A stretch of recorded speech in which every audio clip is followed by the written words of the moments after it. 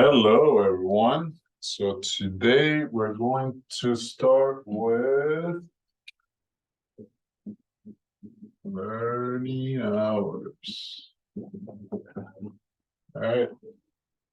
So Jada, how you doing? Not good. Doing good? Any questions? Um, Would you like to go over? the Navier-Stokes equation, was that the equation we did today in class? Let's see. Explore that. I think for that, let me see. I think it's gonna be easier for you if I put this down, maybe. It's gonna give me a lot of space, right? We'll figure it out. Okay. Turn that on. Then we would have some materials, equation sheet.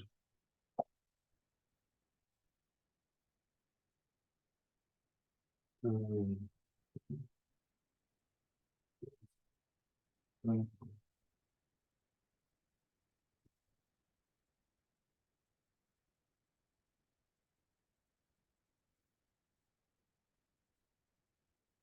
oh, awesome.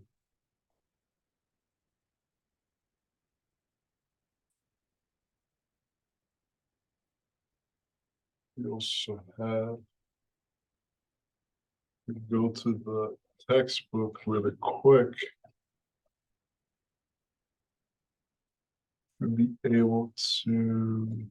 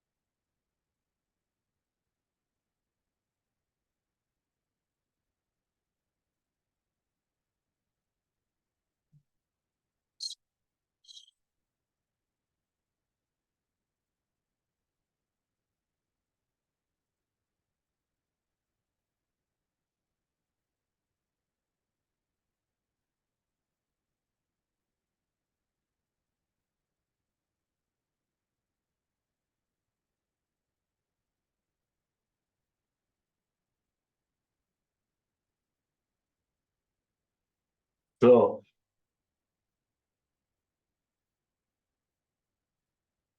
not exactly, but we basically what we have been trying to get in class is this table right here, which is called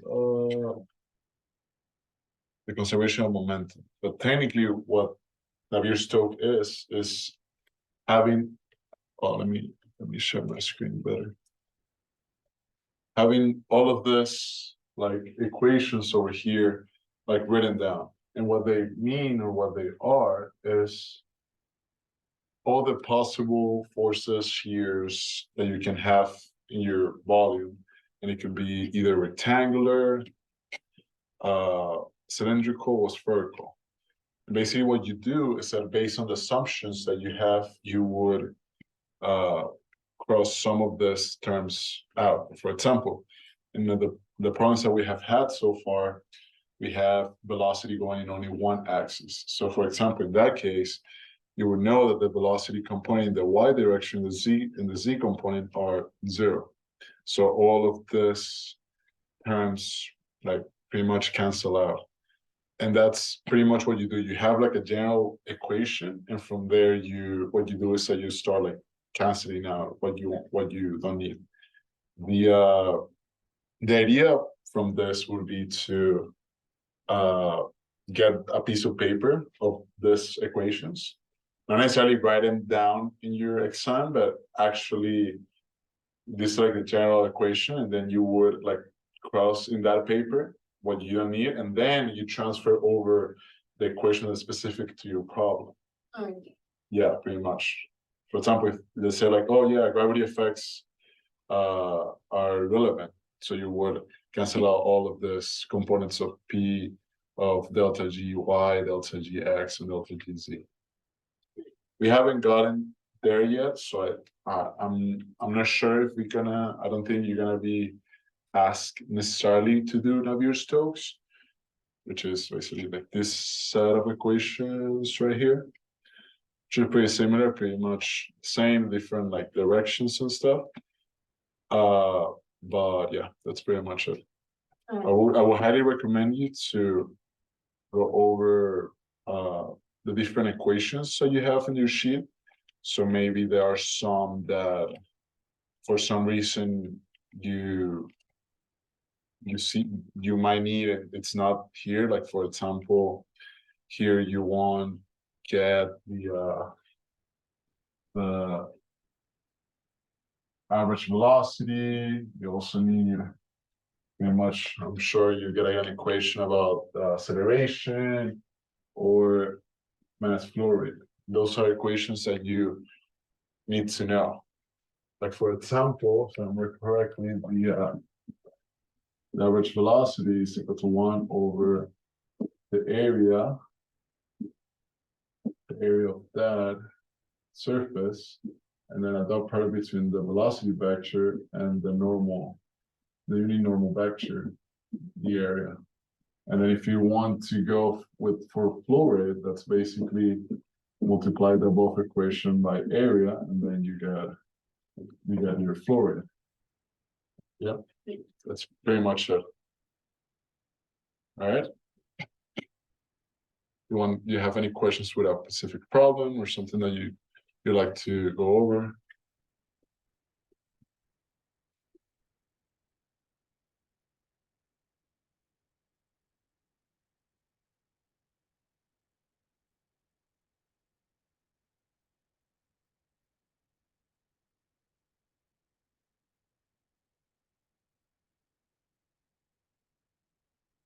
Hello, please come in. So we're talking about Navier-Stokes and pretty much what it means, or what for this class. And summary of it is basically a set of equations that take into consideration all the forces and shears that can be experienced in your like volume, like your constant volume, and then from there what you do is that based on the assumptions that you have, you start like closing down different terms. This is from your formula sheet right here. And also what I was saying to Jada is that if you look at the formula sheet, there's a lot of information, but something that you might not see is this right here, which is basically what the average velocity, the acceleration, and the volumetric flow rate are. So that's something that maybe there are stuff that it's not necessarily in the formula sheet that you definitely going to use, and you should be able to derive. By any chance, do you remember what was the equation for acceleration? Was something with come back, and then instant. All right. That way we at least we have all of those equations here. And you can then take a picture of it and have it. It's not that bad. For example, that we have this rectangular. We have a point x1, x2, and y1, y2. There, in that case, the average velocity would be 1 over the area. And it's going to be the double integral from x1 to x2, y1 to y2 of the product of the velocity vector. That's a normal vector, dx, dy. All right.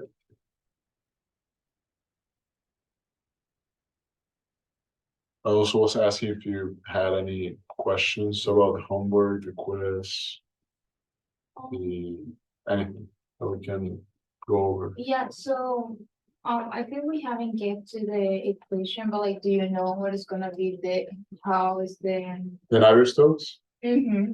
So the Navier-Stokes, straight from the book, is this set of equations right here. You know, Yes, table 3.4 in page 133.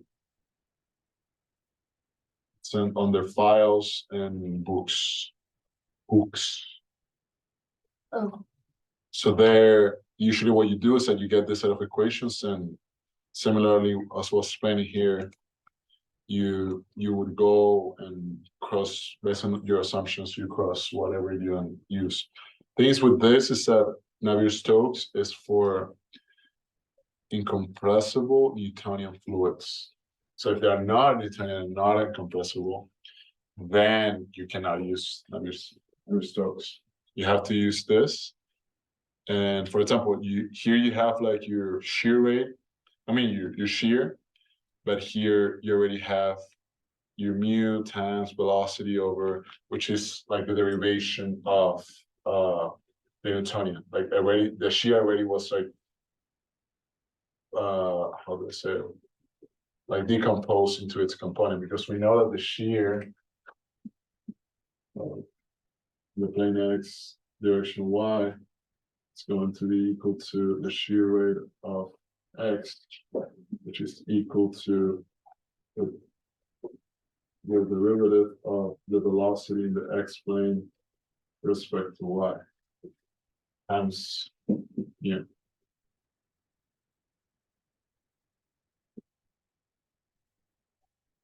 So what they do is that they go through the math of the different like the possible like forces that there are in an Newtonian fluid, and they have all the equations ready for you to use. But I'm pretty sure that we won't be covering this in the test because we have not gotten exactly here yet, and we didn't go and like use like this tool that we have. It's not even in your formula sheet. So I wouldn't, you could go over it, but I feel that it would be better to go over like different homework or like sample problems that you guys have been exposed to so far. Yeah. okay, so one more question. Yeah, no, you can ask us many questions that you want. We have a lot of time. Okay, so if we're gonna try to apply the Navier-Stokes for the homework that we are having right now. For homework 4. Yes. Yes. I mean, I know that he said that we try our best, but would that then, to which direction will be applying it? Let's see. Because I see that there is an X and Y and Z. Okay. Hmm.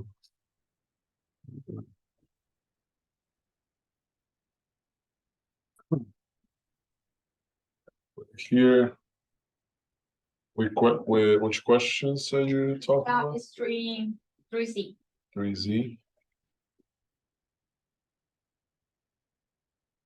All right. I'm gonna put this up so we have well, at least more of the board.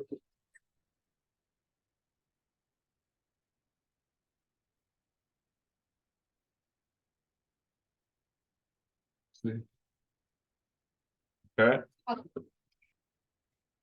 It says consider a pilot plate flow chamber pressure driven flow.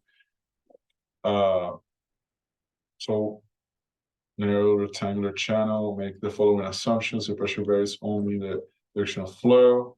The fluid is incompressible. The fluid is brick, pigment, plastic fluid. Flow is fully developed, and flow is laminar. Okay. See, show that you can arrive to this velocity relation starting with Navier-Stokes equations.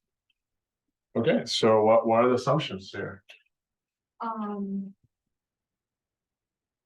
That's how you start. Pressure vary in direction of flow. Okay.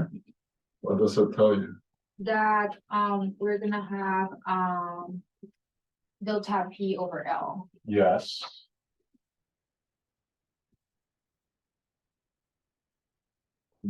So, right?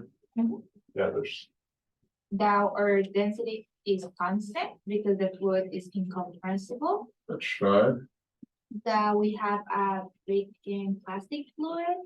Yeah, what does it tell you about both French shear? It's gonna tell me the hmm,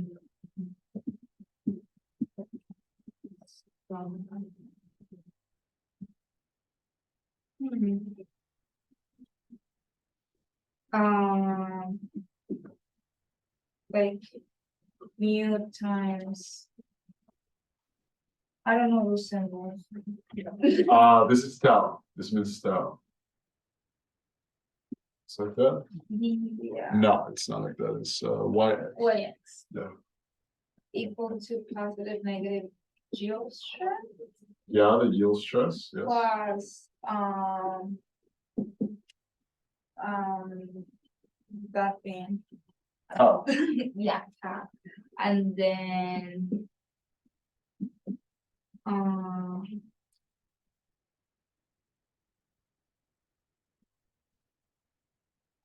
Oh, mu. No, hold on.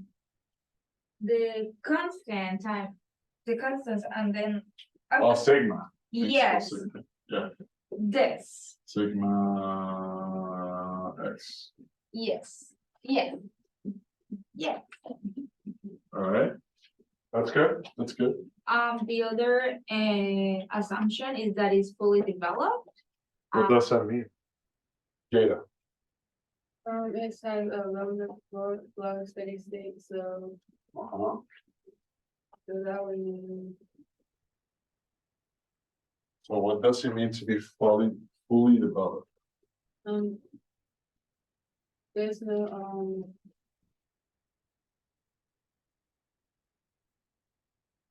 So imagine. Uh-huh. Mm. No, go for it. Go for it. What's on your mind?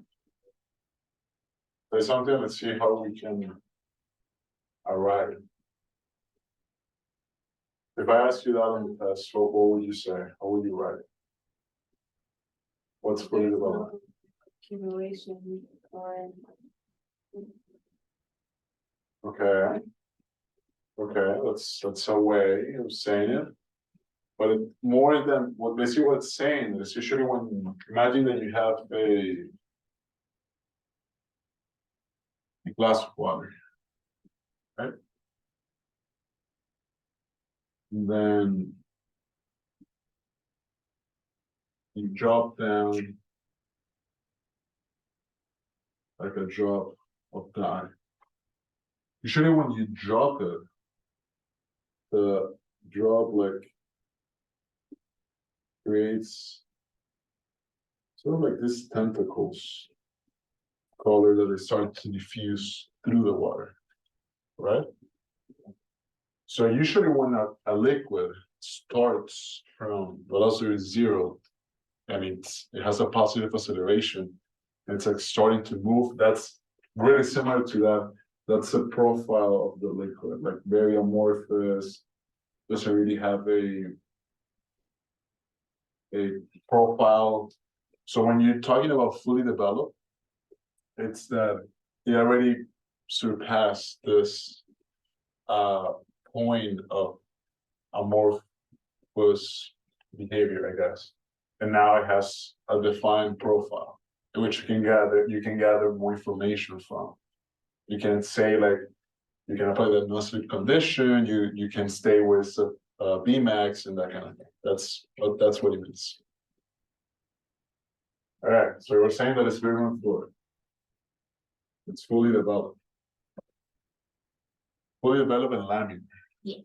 From that, what you can I say told you this? that drop. Huh? It makes me think about that drop. Yeah, for sure, definitely, yeah. But usually something that you have, I don't know if it says in the problem, but you can definitely assume always is the no-slip condition. So no-slip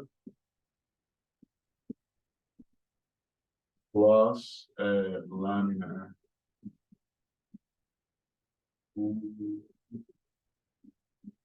Developed. right? So these two conditions, what tells you is it gives you boundary conditions in the problem. And not necessarily like, oh yeah, the velocity at this point, no. Like saying these two things, they're already giving you three velocities, just by saying that. What are they? Go for it. Oh, this is yeah, H. Okay, so basically, This distance, so here's H. so on the top, Yes, so on the top, so we have in our origin there, the top would be like, H1/2, that's right. All right, what happened there? the velocity is gonna be 0. Also, Because, the.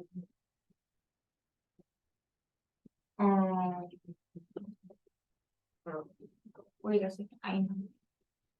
I know you know.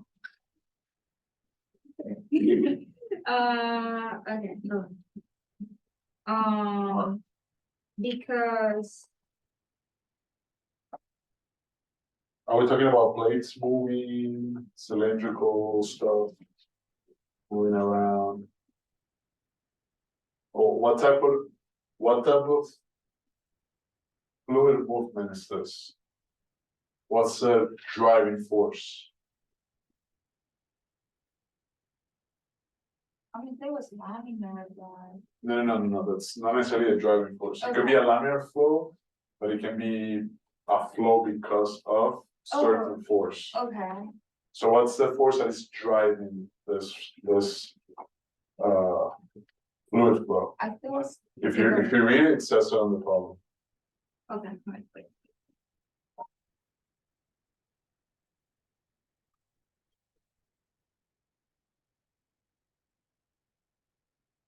Oh, pressure driven? Yes. So when it says that, Mhm. and it's not talking about like plates moving and stuff like that, you can definitely assume Mm. that this is, you can say it's a plate and it's a static plate. This means static. So this, let me get another color. It's that. Same here. Down here, same thing. This over here, that.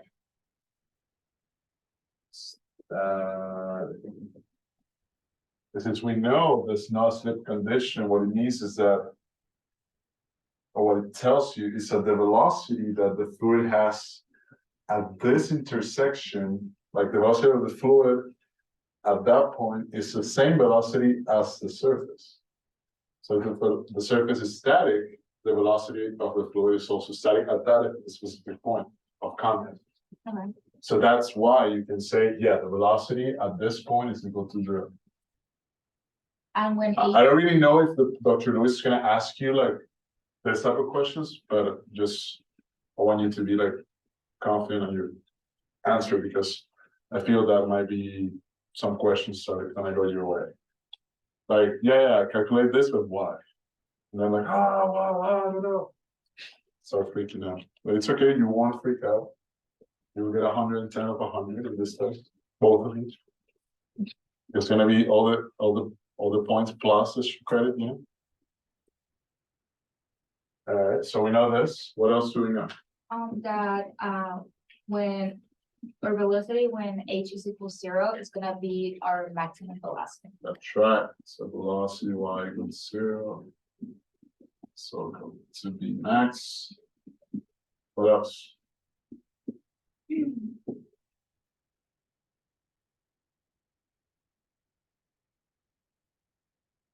Mm.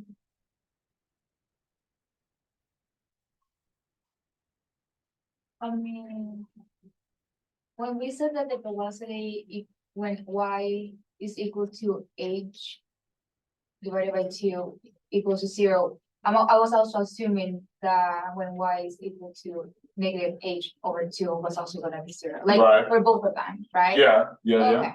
But I don't know the third one. That's not, it's basically that, but the thing is that it doesn't say that in this problem, but since it's not moving, this is zero and this is zero, but one of these two plates can be moving and the other one can be static. So you can have definitely a flow due through pressure, but also have a plate that is moving. So that way it tells you, okay, the velocity here is not zero, it's another velocity. Oh, okay. So the velocity at, let's say, y equal to negative h over 2 is 5 centimeters over seconds, okay. and then you vary your equations accordingly. So yeah, that's right. Y equals to negative h over 2 is equal to 0 as well. Awesome. What else? Do we have something else? No, I mean, we can also assume that the gravity is neglect. Yes, neglect gravity. That's very good. Neglect. Right. So, something I recommend is that most likely, and you have seen this in the homework, is that when you get a problem like this one, there will be a lot of stuff that even doesn't say it, you have to assume.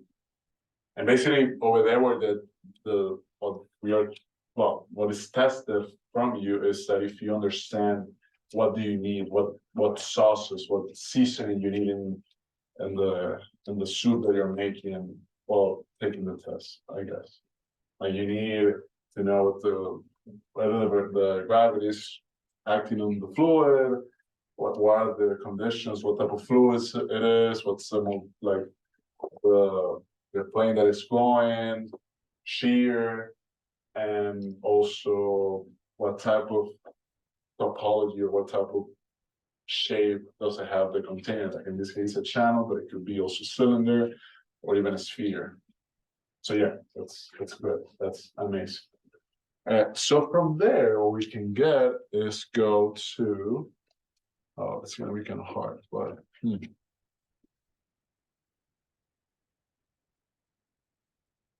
so we go to, so the interesting thing, I'm gonna pull this down for 1 second and then pull it up, even though I'm gonna waste a little time, but it's okay because it's for you to understand how to use this. Is that,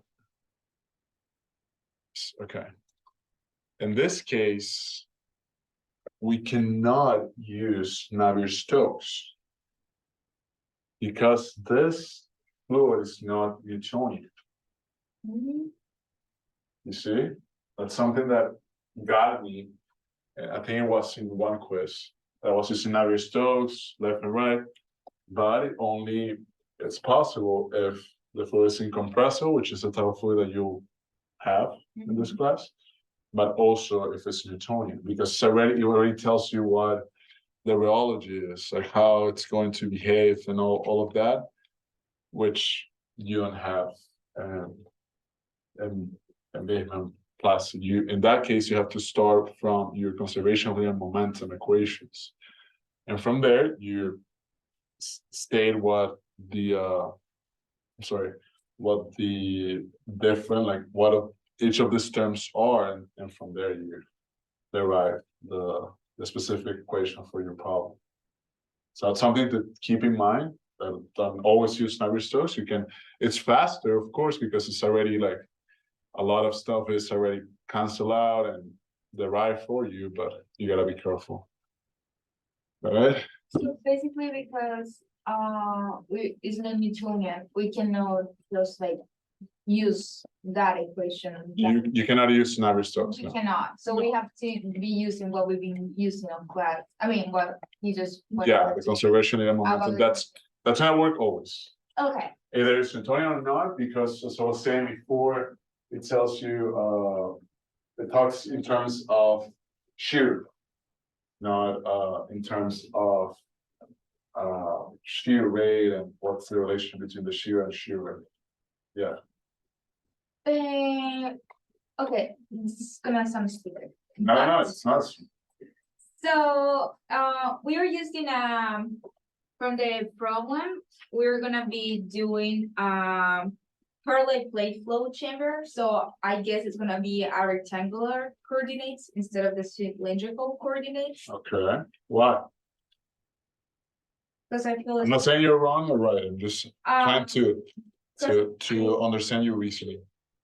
I mean, also because of like the graph that we're having there is y and x instead of cylindrical coordinates.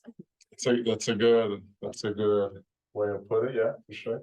So, if we try to, use the conservation of linear momentum for like to derivate our velocity, will be, are we gonna use the x component, or when we solve for that, do we use all the components? Like, how do you, How would I approach it? yes, like Of how, course. like how do, which one? So do you use? let's see, so in that equation, you have. So basically, the question that you have to ask yourself would be. Where does the fluid is going? X. That's right, that's your component of interest. Okay. So if it's going in X, that's then your component of interest. So, Oh, but in this case, since it says, let's see.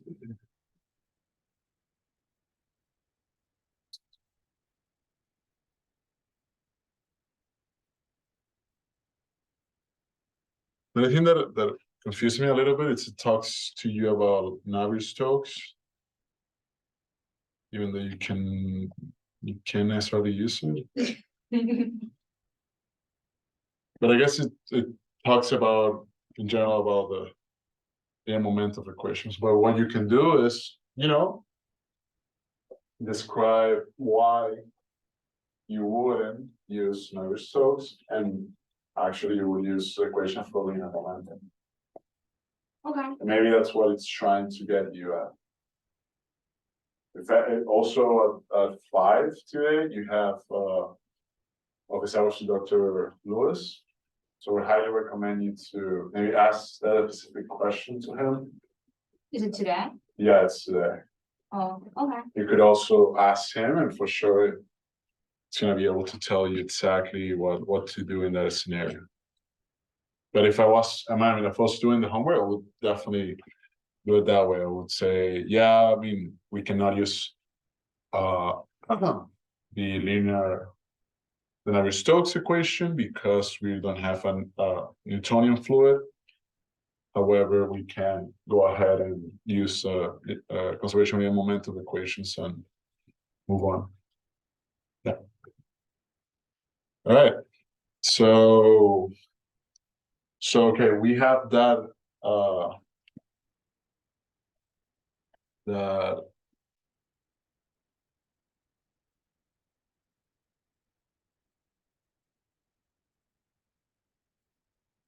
component. We also know, what I'll say container, what type of container,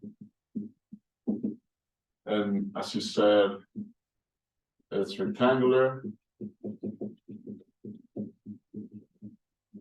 because it's a parallel plate.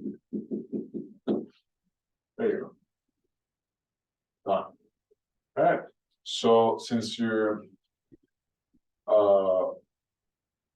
component of interest would be X, you then go to that part of the momentum equation and start writing. So we have the X over T plus the X times the X over X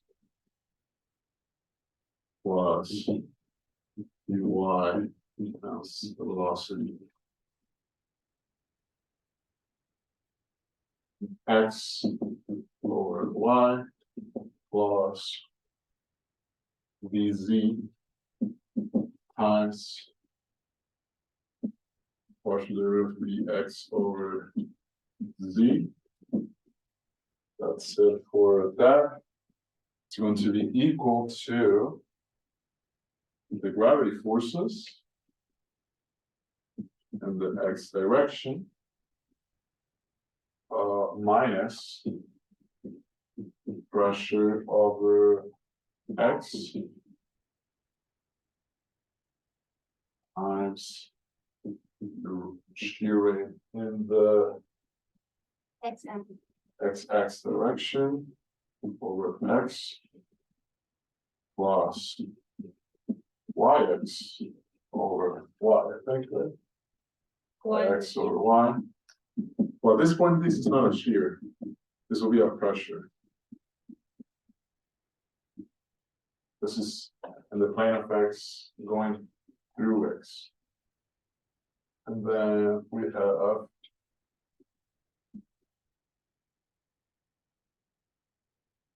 and all of this are partial derivatives. This one is Vx.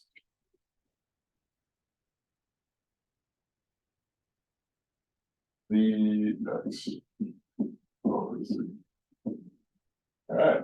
So we have a lot of stuff. Yeah. But as we said before, we have our handy dandy assumptions that we can use and then cancel a bunch of stuff. So something that we didn't talk about this is, and we touched on this morning, is velocity in this case is a function of what? So Vx is a function of what? Or I can pose this question as the following. Does the velocity changes as I move in the X direction? No? This direction?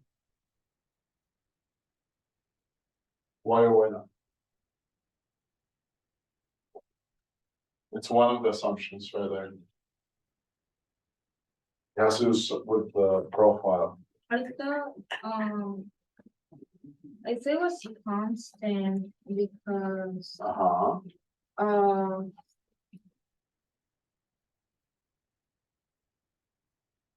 What do you think, here? I think guys it was steady state and had flow. You got it? That's something, another thing that we can definitely say, steady. Let's say, and well, laminar, we can say that again. Laminar. Okay, so we know that it's not a function of X, right? Because it doesn't really matter what point you put it at, the profile is going to be the same. Because a steady state laminar flow. Excellent. What about in Y?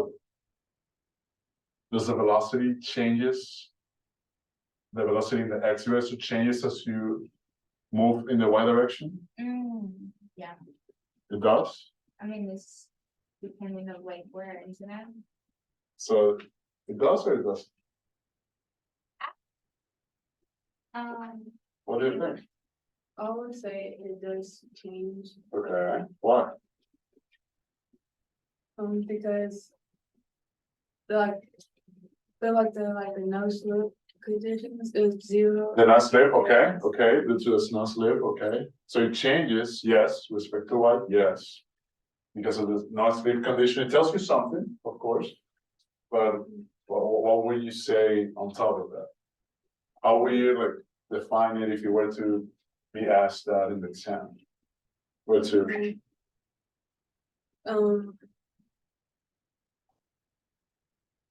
the share also changes because at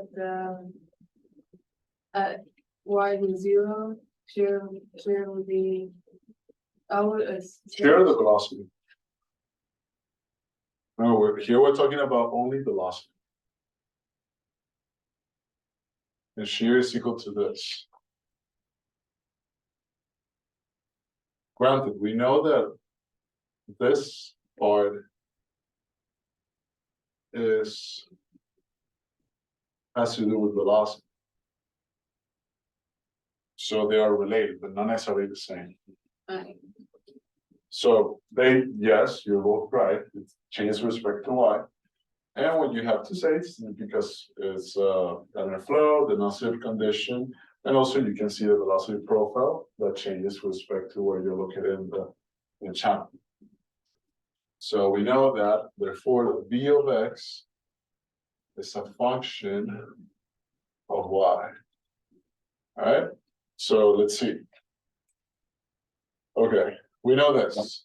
So what is v of x with respect to time?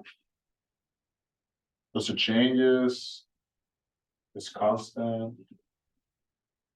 Because basically what we're getting here is velocity in the x direction with respect to time. We're taking a partial derivative with respect to time. What do you think? And one of the assumptions you could definitely do something with that, equate it to something. Can go over that. You have pressure driven flow. You have that the density is constant. You have the non-slip condition, and it's a laminar fully developed flow. We said that it's not a function of x. They have different boundary conditions.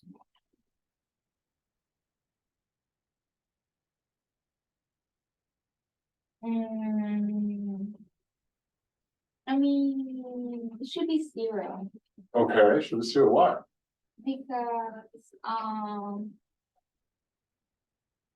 because we're not given any relationship with Time? Yes, that's correct.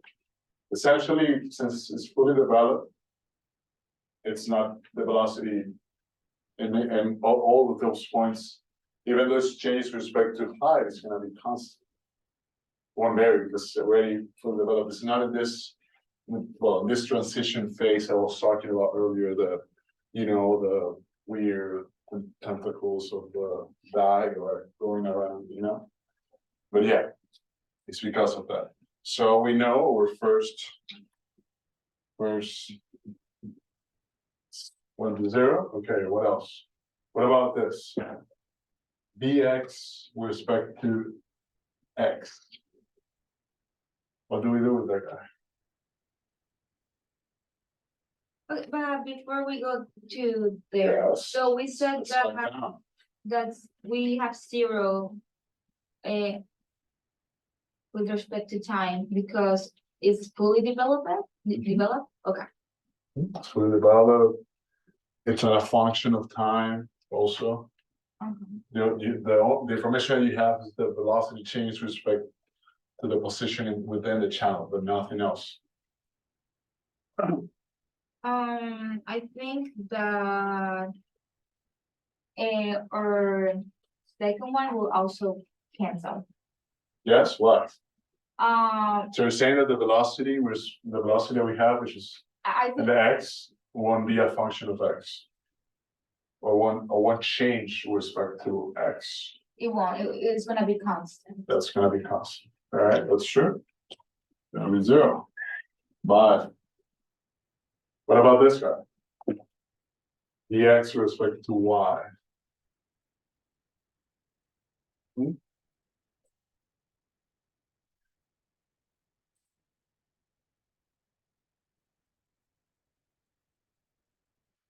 That one might actually be something. Might be something, okay, They might not cancel. okay. Okay, now I ask you something, Jada. What's the velocity in the y direction?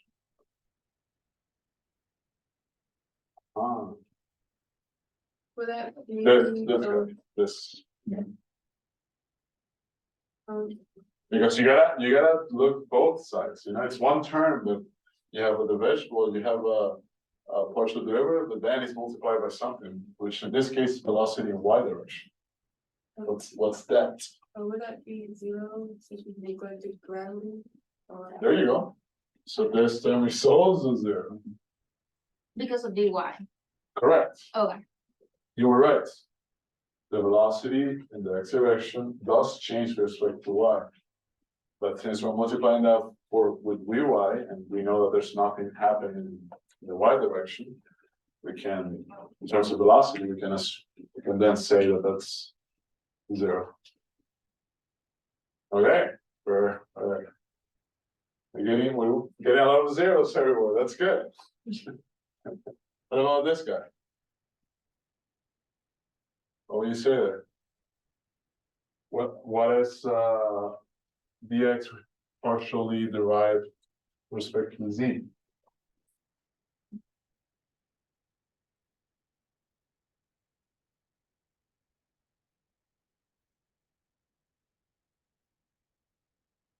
Something that you can say always. This ahead.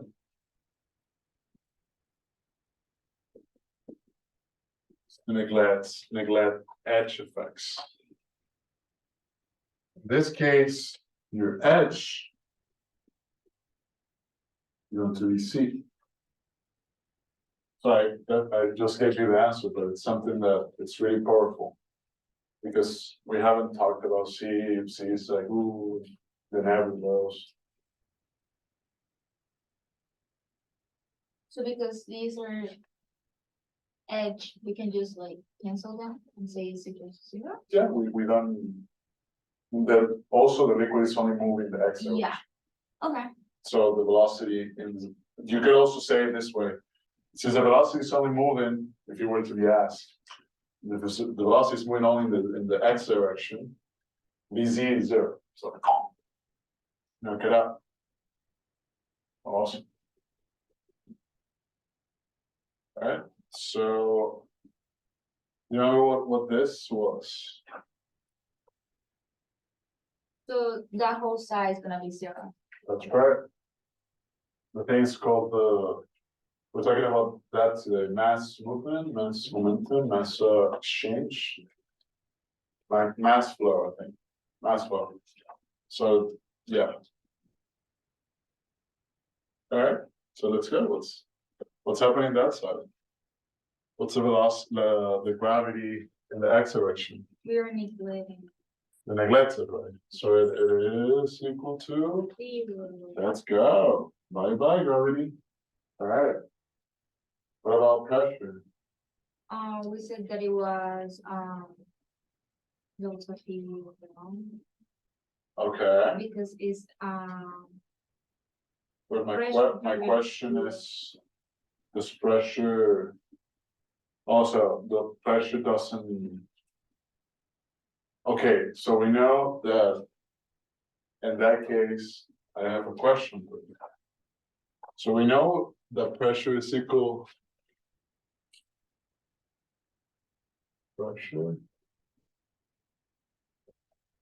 Pressure is equal to that. Would that mean that this is equal to 0 or not? The partial derivative of pressure with respect to x. Or another thing, do you think that the pressure, like pressure here, like pressure in P0 and pressure PL, it's the same, it varies? What do you think? It's constant. I think it changes. It changes, right? Why do you think? It's also in the problem statement. Because it's been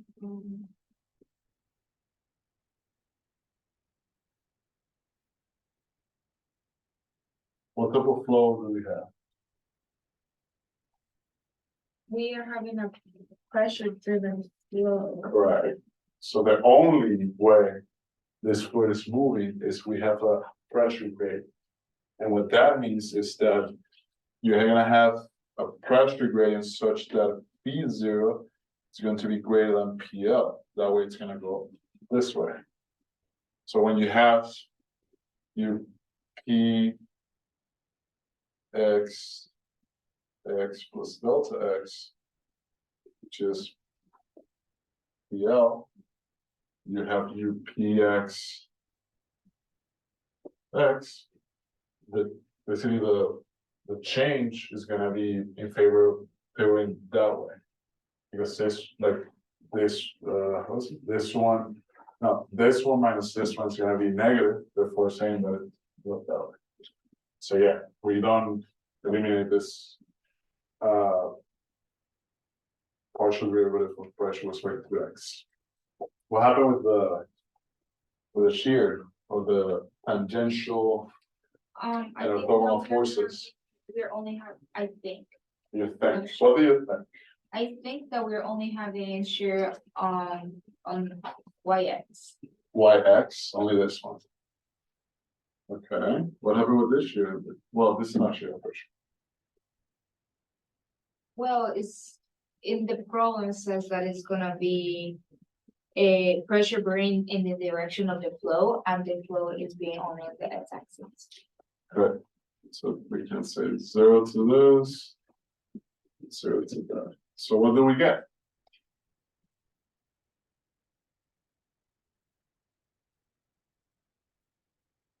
So if we arrange this, what we're left with is pretty much 0 is equal to negative E delta x times for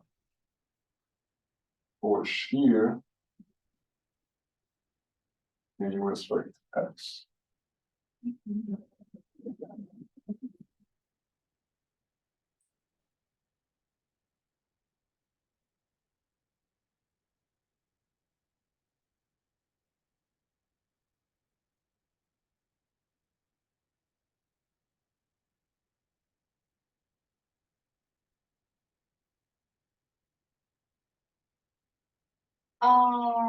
Is it on x? Shear over x or y? This thing Down, yeah. that's an x. Is it an x? Because in the formula they have it over y. Oh, it's over y. My bad. My bad. My bad. Thank you so much.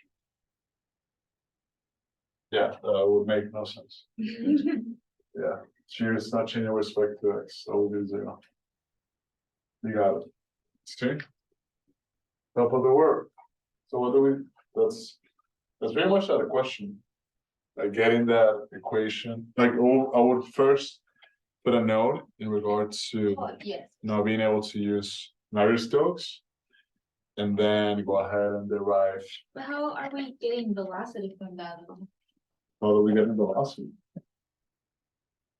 All right, do you know how this works?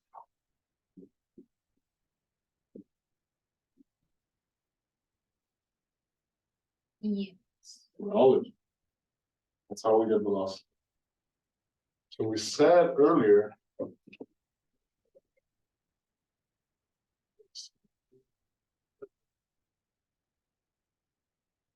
We also did this.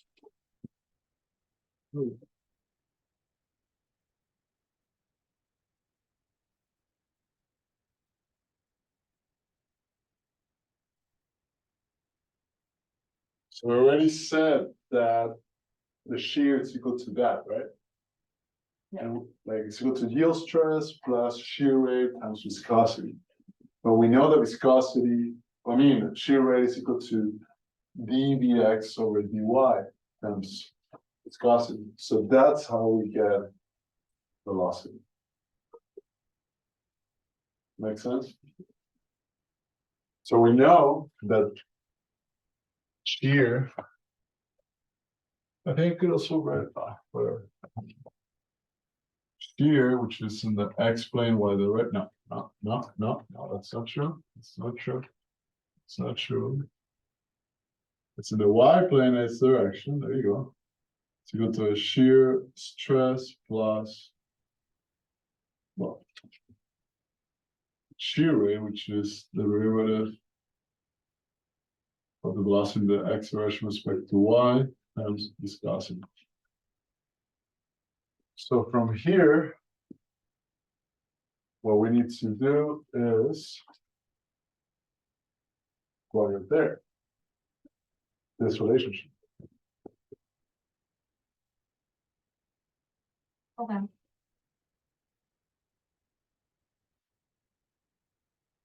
There would be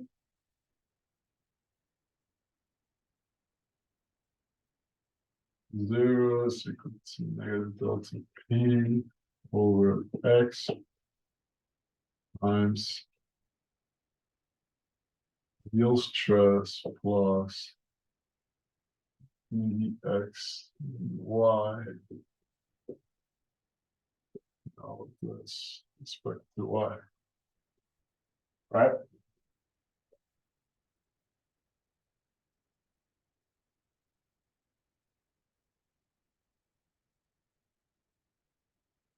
What do we do now? How would you get velocity now?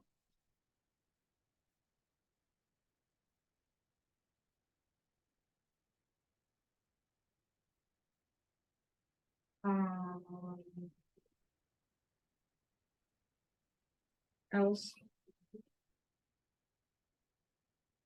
Like multiply for each of them. Yeah, but you cannot forget about this portion. Do it first.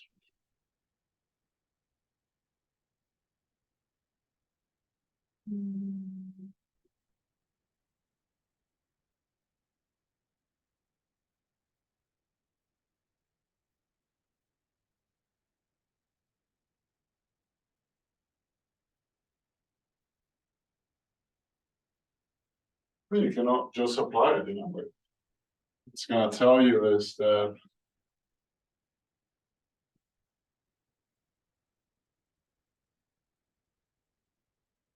the fuel stress respect to Y plus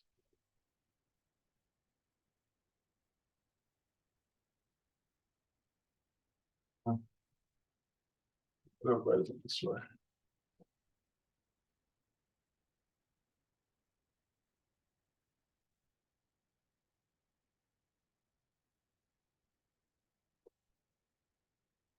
And then what you said to have negative delta P over X equal to times delta Y.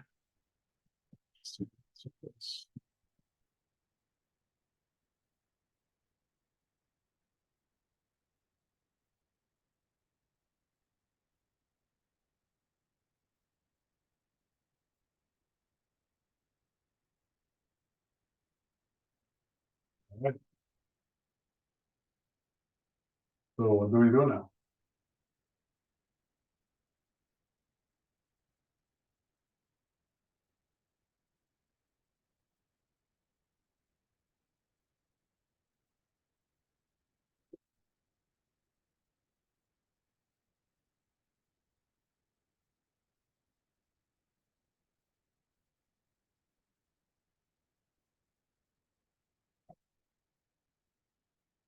So what we can do is to multiply everything by partial of Y. And what we're gonna get is an expression of the pressure with respect to X, Y essentially. And by this point, we can start using like actual derivatives, not partial, because we know that the velocity changes with respect to X. And in this case, we would have only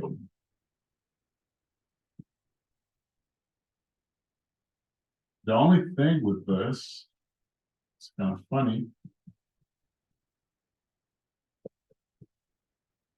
is that you're getting a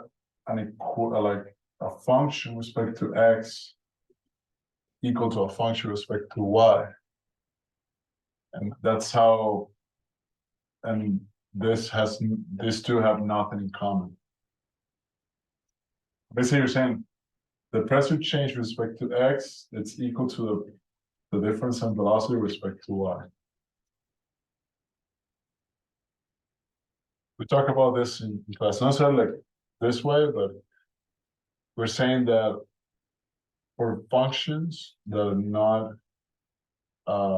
basically they don't have to do with each other to be equal, they must be a constant. So something that you can derive from this is that this it's going to be equal to a constant. So that essentially it's a boundary condition as well. This expression right here.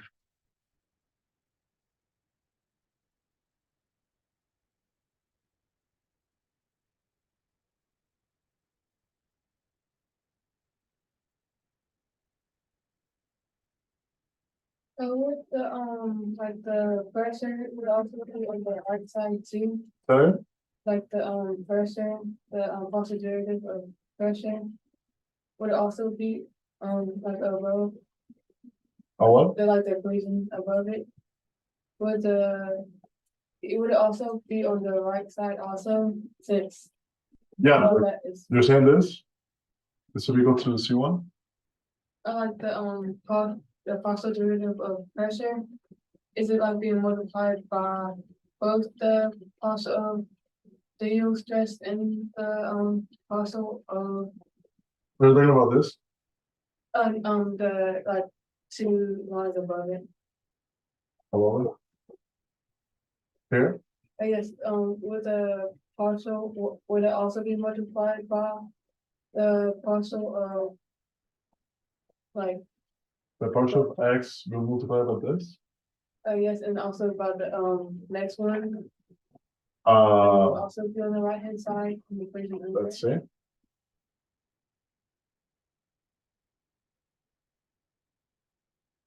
Oh, you're right. Yeah.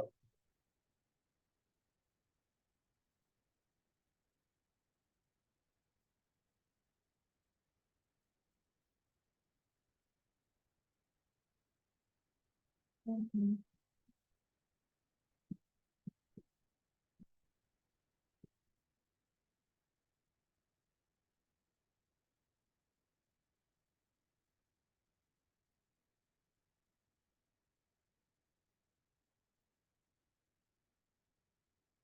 In this case, we have the same expression twice.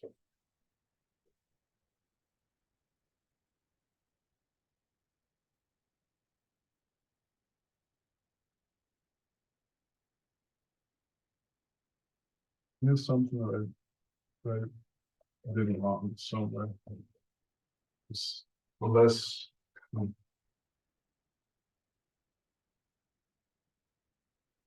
Because in that case, it's.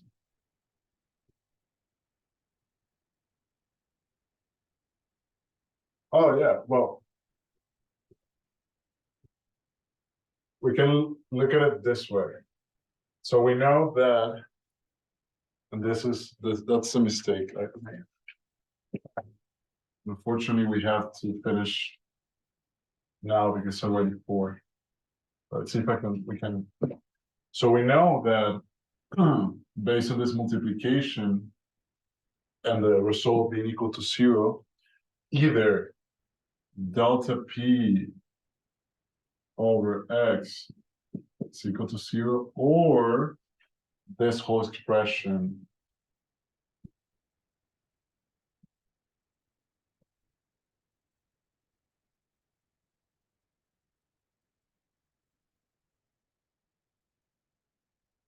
equal to 0. And which one do you think is it? This one? Yeah. Good. It's wrong. Because based on our assumptions, the difference in pressure is constant. It's equal to delta P over L. So yes, we're getting a boundary condition from this, but it's not the one that I was saying. Basically, what I was saying is wrong. Thank you for noticing. So from here, what we do is, Oh, we can say the derivative with respect to x y is equal to negative.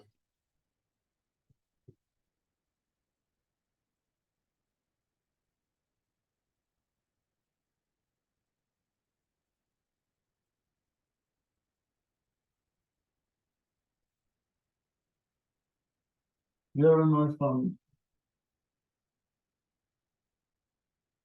making my math right.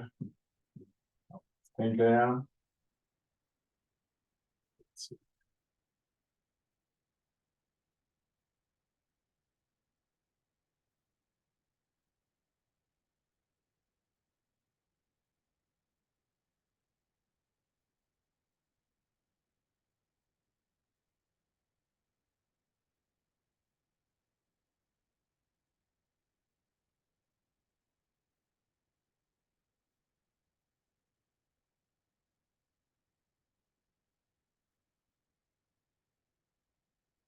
Would ask you to list this, but how I would solve it, which I think is wrong, is essentially since this cancels out, the derivative of the integral of the derivative should be the same. And since we are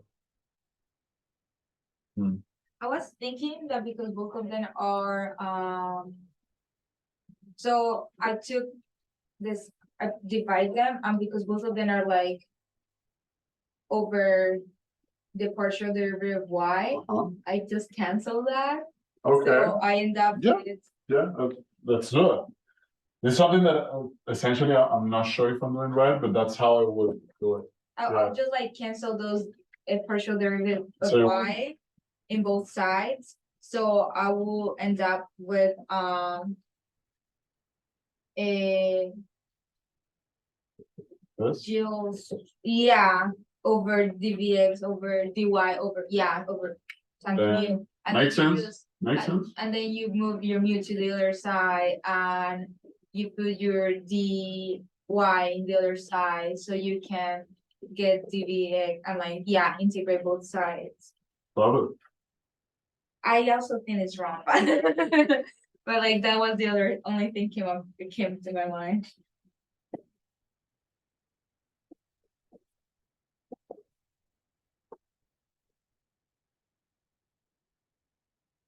Looks okay, Eh, you know?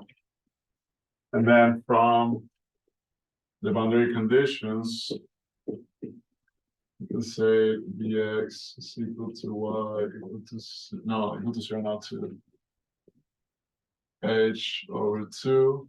So it's gonna be equal to 0.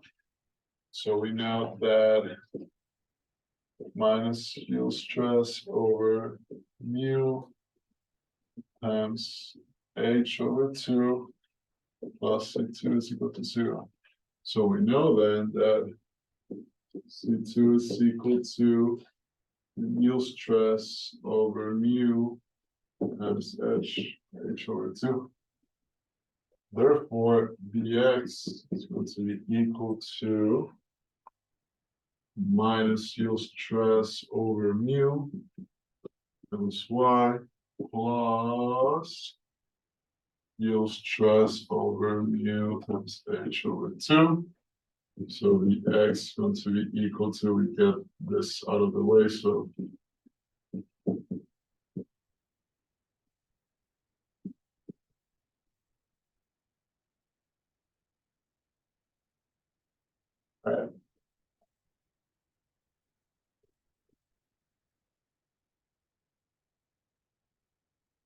all right. Fortunately, I need to end here because I have other stuff to take care of this afternoon. I need to prepare some problems that we're gonna be going over tomorrow in our review session. So yeah, a lot of fun. So,